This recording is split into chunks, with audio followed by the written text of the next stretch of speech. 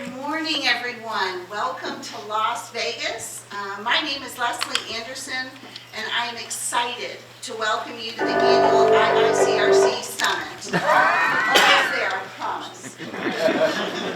On behalf of the IICRC and the Board of Directors, I want to thank each of you for your dedication and hard work towards drafting and revising and working on all of these standards for the American National Standards for the cleaning, restoration, and inspection industries. Without your commitment and expertise, we would have no standards. I'd like to especially thank and congratulate the following consensus bodies. The ANSI IICRC S400, Standard for Professional Cleaning, Maintenance, and Restoration.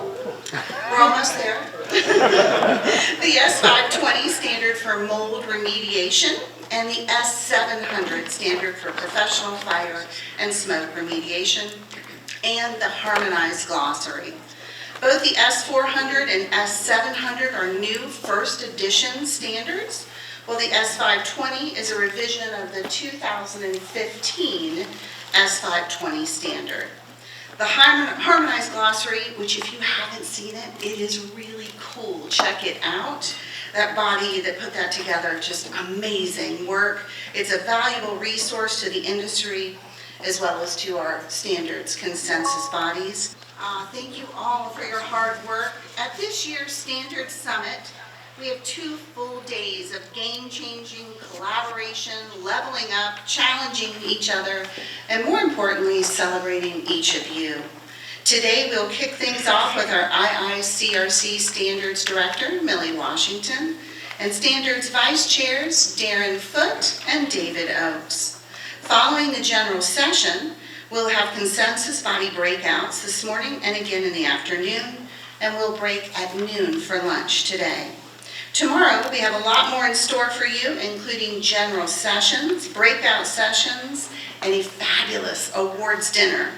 And now, to kick us off, some celebrities in the room. Please welcome Millie Washington to the stage. Thank you, Leslie, for that lovely introduction and opening of the Standards Summit. And thank you to those of you who are joining us virtually today, as well as to everyone who made it here in person. I know if you came in yesterday, it was a bit of a bumpy ride for a lot of us. So, yay, we're here and alive. So we're going to make the most of this week. So this morning, I'd like to introduce you to our speakers, Darren Foote and David Oakes, IICRC's Vice Chairs for Standards. And along with them, I will be helping to put together our general session, and we're going to be talking about IICRC standards. What exactly is it that we do? And then we'll build on that for tomorrow's general session, so please come back. A little bit about our speakers today. Darren Foote is the founder and president of Remediation Training and Consulting and LearnToRestore.com, which provides IICRC certification, training, continuing education, and other courses to the restoration and insurance industries, as well as to facility managers and risk managers. He also provides consulting, file review, and expert witness services. They do auditing for S500 industry standard compliance and contractor support. With over 30 years in the industry, David has personally completed thousands of water, fire, and mold mitigation as well as reconstruction projects. Darren is an approved IICRC instructor and a certified triple master, as well as holding the RIA Water Loss Specialist and Certified Restorer designations. He is currently, as I mentioned before, IICRC's Standards Vice Chair. In addition to that, Darren is also chair of the Harmonized Glossary, as well as chair of the WRT Technical Advisory Committee. David Oakes started in the cleaning and restoration business in 1973. So with 43 years of experience, he has been owner and operator. He has held a general contractor's license and ASCS certification from NACA. David's current certifications include a triple master from IICRC and certified restorer from the RIA. An IICRC approved instructor, David teaches CCT, WRT, AST, OCT, FSRT, and TCST certification classes. David has provided expert witness testimony in both state and federal court. He is currently serving as IICRC Standards Vice Chair and Chairman of the S540 Consensus Body for the second edition. So I'd like you to give them a round of applause, and then we'll go ahead and get started.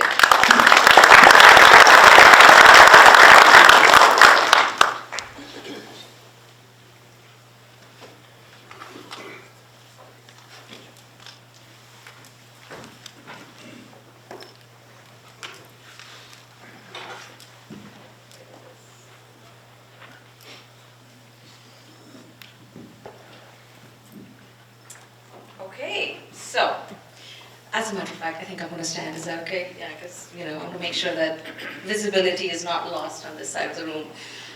So I'm going to just sort of help kick us off this morning for this session, and then David and Darren will dive a little bit deeper into the topic of discussion, which is what do we do? And tomorrow we'll talk about how we do what we do. So a little bit about IICRC, some background for those of you who are familiar or not familiar. It's sort of the backbone of how we do standards work at the IICRC. We are accredited by ANSI. We are what ANSI calls an ASD, an accredited standards developer. IICRC has been approved by ANSI since September of 2005. I know I have the date right because I looked it up for Barry some years ago.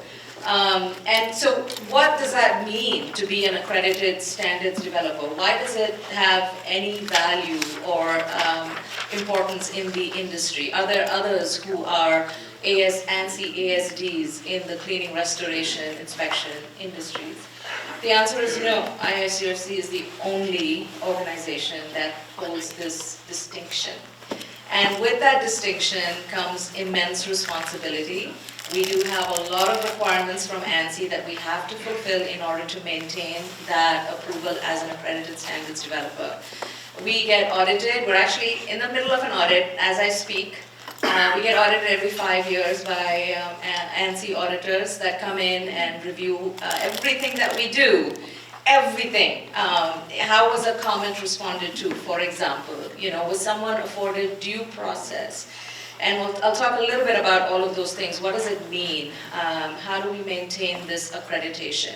ANSI, as you may know, is essentially a non-profit organization that coordinates all of the standards development and conformity assessment activities in the United States. ANSI is also the member body for the United States to international bodies like IEC and ISO, where international standards are written. And so to fall under that umbrella, there are only 205 or so ANSI accredited standards developers in the US. So it's a huge distinction. And to whom a lot is given, a lot is expected. And so I'll talk a little bit about that part of it now. So as an ANSI accredited standards developer, we have to follow due process. We have to follow what ANSI calls their essential requirements. ANSI has a list of things that we must follow if we are to maintain that accreditation. And that list is on your right-hand side, and I'll kind of touch on it a little bit. Happy to answer any questions towards the end, if you don't mind. We will have a mic available and pass it around, but if you can hold your questions towards the end, because I think we might answer some of those questions as we go along. But we certainly would like to hear from you and hopefully be able to answer some of your questions. So a little bit about these essential requirements. They are the pillars on which we stand. The first of them is openness. We cannot write our standards in someone's basement or in a garage and say, well, it's done and we published it, because we can.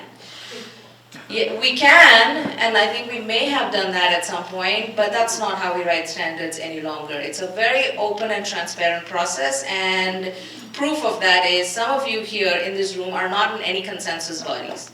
But you are here because our meetings are open, and you are welcome to attend any of the consensus body meetings as a guest, as an observer, and express an opinion if you have one. So that's the openness part of it. The fact that we don't do things in a vacuum, there's no secrecy around it, there's a lot of notification. We notify stakeholders when we're starting a new standard, when we're going to revise it, when a standard is available for public review, and we invite you to then submit comments. We have a responsibility as an ANSI ASD to respond to every single public review comment that comes in an adequate way, in a respectful way, in a way that addresses their comment. If we don't do that, years later an auditor will come in and slap me on the back of my hand and say, no, that's a problem. It's an audit finding, and you have enough audit findings, your entire accreditation is in question. So we try our best, and I know that some of you are currently in public review, so you understand what that process is like, of making sure that every effort is made to address the public review's comments that come in from the public review. So that's openness, that's notification, right, where we tell folks what we're doing, when we're doing, give them an opportunity to participate, due process. If a public review commenter is not satisfied with the responses that they receive, they have the option to appeal a standard. A standard cannot be published if it is in the process of an appeal. So we have to satisfactorily complete an appeal. The appeal must be found in favor of the standards developer, IICRC in this case, before we can publish. And if we're unable to do that, we have to essentially shelf the standard. It has happened. It's very rare, but it has happened. And so that's one of the essential requirements.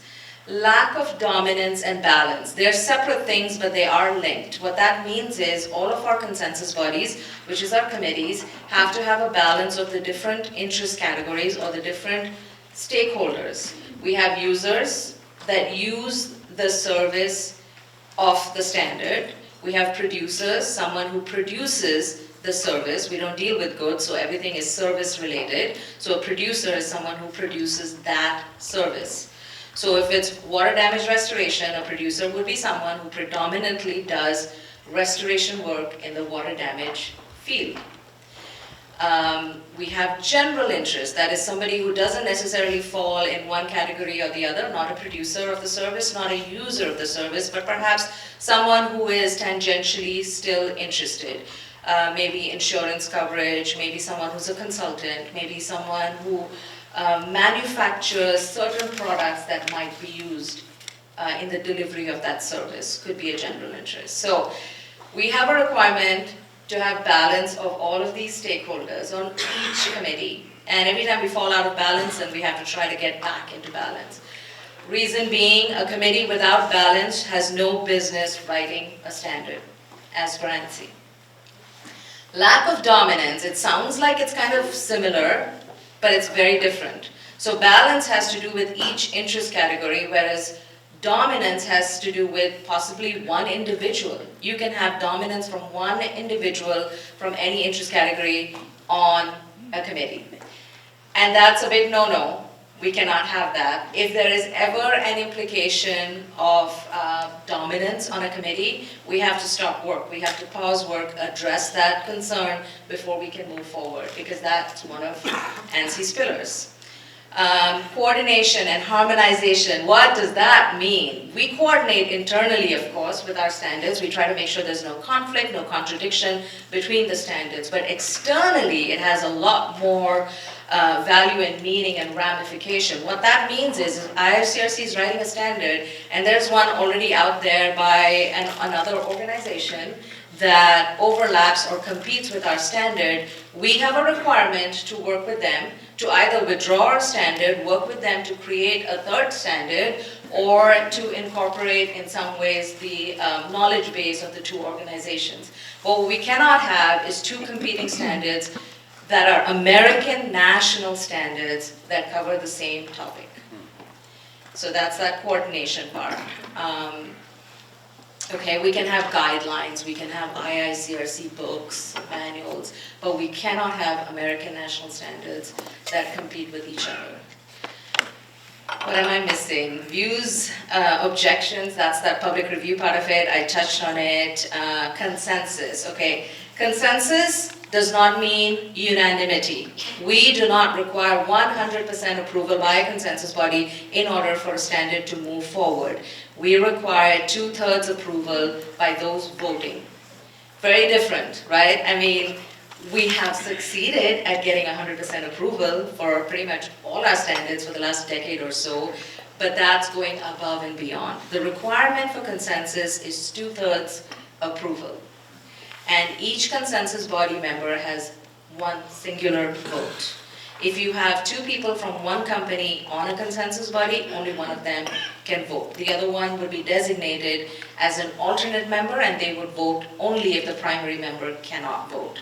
So that's the idea of consensus, and throughout the process of developing or revising a standard, that's what we're working towards, building consensus and making sure that everybody that writes the standard is okay with it, everybody that reads the standard during public review, that is our stakeholders, are okay with it, making sure that their feedback is incorporated into the standard, making sure that the final product that goes out has had many eyes on it, a lot of feedback and a lot of changes as we go through that process. And so at the end of it, what we have is a credible document. It's what ANSI will put their name behind and say, that's an American national standard. What ANSI will not do is come in and read our standard and say, that's not correct. They don't do that. They're not technical experts in your field. You are the experts in your field. What ANSI will come in and do is, procedurally, did you do everything you set out to do? Was every public review commenter afforded due process? Was every consensus body afforded the chance to vote? Was every negative vote addressed? Was that recirculated within the consensus body? So, that in a nutshell, I'm not sure it was a nutshell, but that is the process, those are the requirements, and that's how we end up with American national standards. It can be messy, it can take time, it can be downright painful, but it's worth it. That's why we're here.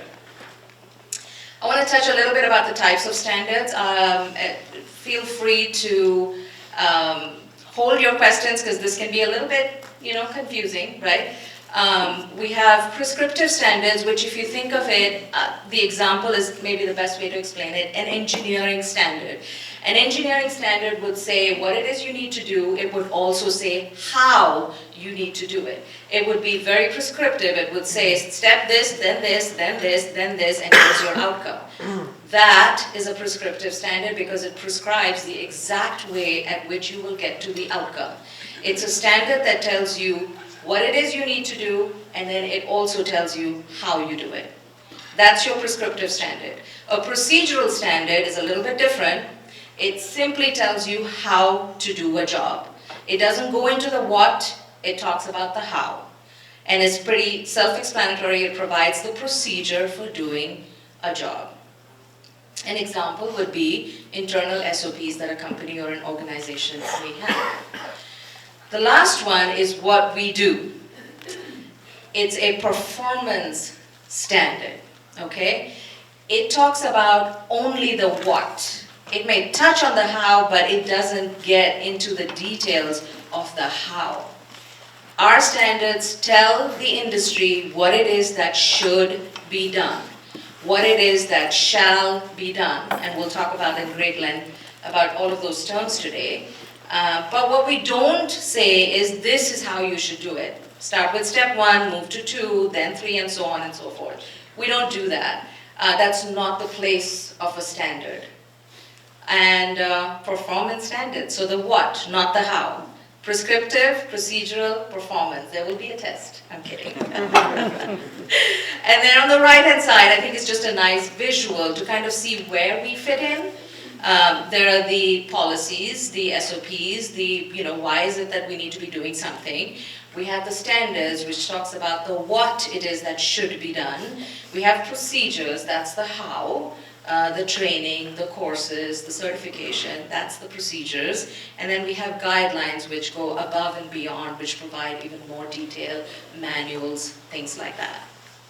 Okay, so now we're going to dig into the meat and potatoes of today's presentation. All right, we're going to start with the standard of care content of a standard. And of course, you see that there's a 700 table of contents, just screenshotted from the 700. And so we'll talk from that table of contents. Some of this may be familiar to a lot of you.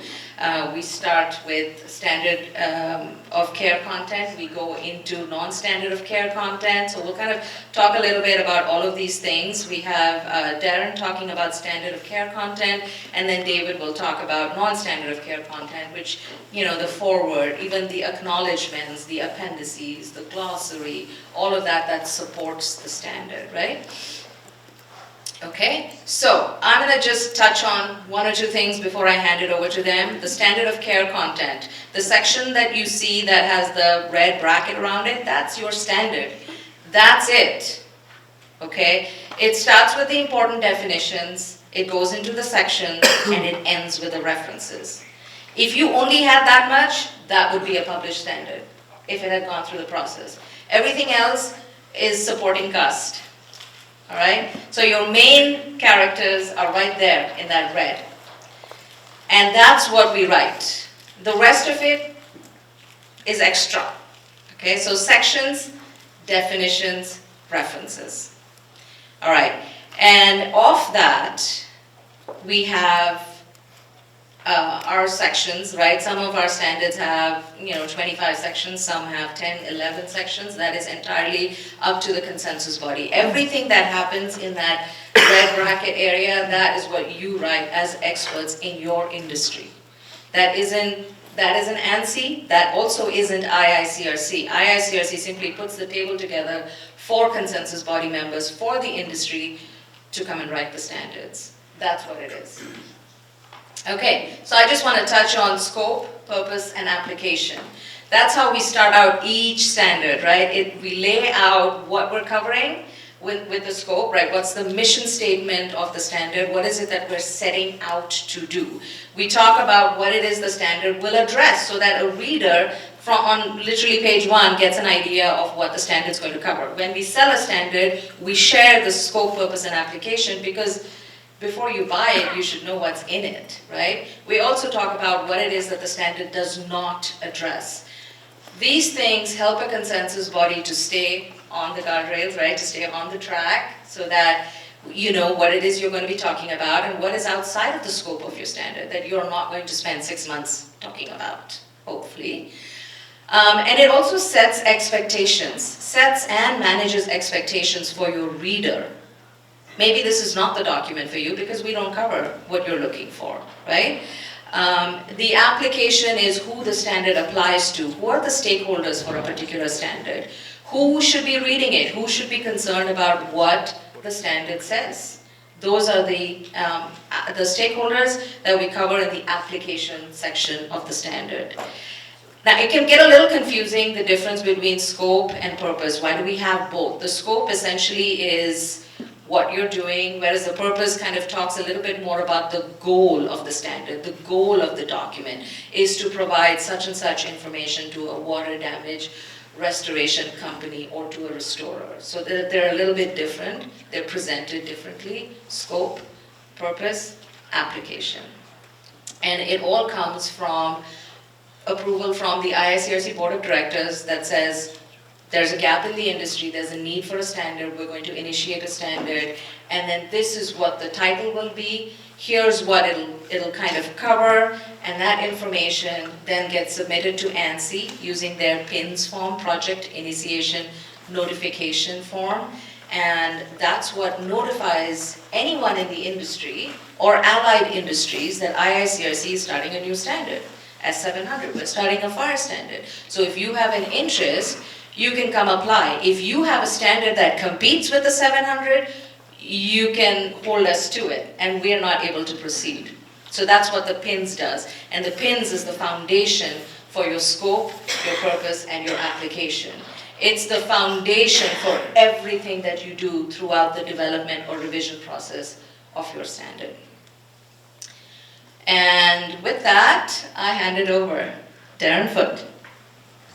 I was awfully comfortable there. It's pretty amazing to stand up here and look over, sit here, this incredible group, the knowledge, the information that you have, thank you. And the only thing I think more impressive than that is the fact that you give up so much time from your day jobs to do what you do and the impact it has on our industry. So thank you so much for what you do, I appreciate that. Talking just a little bit about, and we recognize with what we're talking about today, that a lot of this for you is from the Department of Redundancy Department. And you're going to hear things that you've heard before, but we do have new consensus bodies that need to hear it, as well as some of these things just need to be emphasized because it's so critical as to what we're doing here. So trying to figure out which of these is going to shoot it for. The big, huge green one right there. All right, we'll try that. So one of the first things we talk about, we hear all the time, but this is so key critical to writing a standard and understanding a standard, is our important definitions. So shall, should, and recommended. And as we take a look at these, and again, I know you've seen these before, but shall says the practice or procedure that you're talking about is mandatory. That's no, I don't hear any wiggle room in mandatory due to either natural law or regulatory requirements. So an example from the S520, remediators shall follow label directions carefully and explicitly. Well, it's on the 520, but if I look at that, I can see how that can have ramifications both on regulatory requirement and natural law. There's laws about how we apply chemicals, and if we don't, the natural law says it might blow up in your face or simply not work as well, depending on which ones you mix. And so that's an important aspect of that. Should tells us that the procedure we're discussing is a component of the accepted standard of care. If we say we should do something or should not, that's part of our standard of care to be followed. An example from the S500. Following a Category 2 water intrusion, carpet, cushion, or pad, underlay should be removed and discarded. Category 1, you want to dry it? Go ahead. Category 2, in essence, the S500 has taken that decision away from you. To be in compliance with the standard of care, that's something you need to do. When we talk about shall and should, we refer to those as trigger words because they're triggering an action or I guess a non-action if we say you should not do that. And so those are the critical things we need to be aware of and really consider how we use this. We'll talk a little bit more about that later on. Recommended is just that. The consensus body says we think this is important enough that it should be in a document, but we're not dictating that it's part of the standard of care. You don't have to show a deviation from a recommendation if you don't follow it. So there's a couple of things about that where the consensus body says, hey, this is important. For example, from the S700, it's recommended that fire restoration projects be organized into phases depending on the need for emergency services. I wasn't on that consensus body, but you can kind of hear the discussion of, hey, this is what we do and it's critical. And someone else going, that is important, but it's not something everyone does in every job. Does a prudent restorer always have to do that? No, maybe not. Okay, then we recommend it. We feel it's important and that's something that maybe ought to be done. Gotta be careful to use that should word in there, that's part of our English language. But it's not at the point right now where it's part of the standard of care. Oftentimes we might use recommended as kind of a stepping stone and say, well, right now it's a recommended, and then we go for review later on, we say, you know what, this is really what's happening in the industry, this is the right way to do it, and maybe we elevate recommended up to a should at that point. And so it can kind of allow us to move something in as consensus bodies we feel are important. Two other words that we see a lot that I think they're kind of underutilized and sometimes misrepresented are may and can. Again, when we're talking about these words, we're talking about how they're identified for use in a standard of care, not how they're used in everyday words and vernacular we use up there. So may tells us that when the term is used, it's signifying permission. Yeah, that's okay to do that. It's not saying it's good or bad, right or wrong. S700, contents may be restored in place. There's times that makes sense, there's other times it doesn't. You may do that, that's okay. It's not being dictated or pushed, just saying that's okay to do that. And can says that's a possibility, that's something that might work. Signifies ability or possibility that's open to the use of the document. This is from the S500. Restorers can use the installed HVAC system as a resource, provided contaminants will not be spread.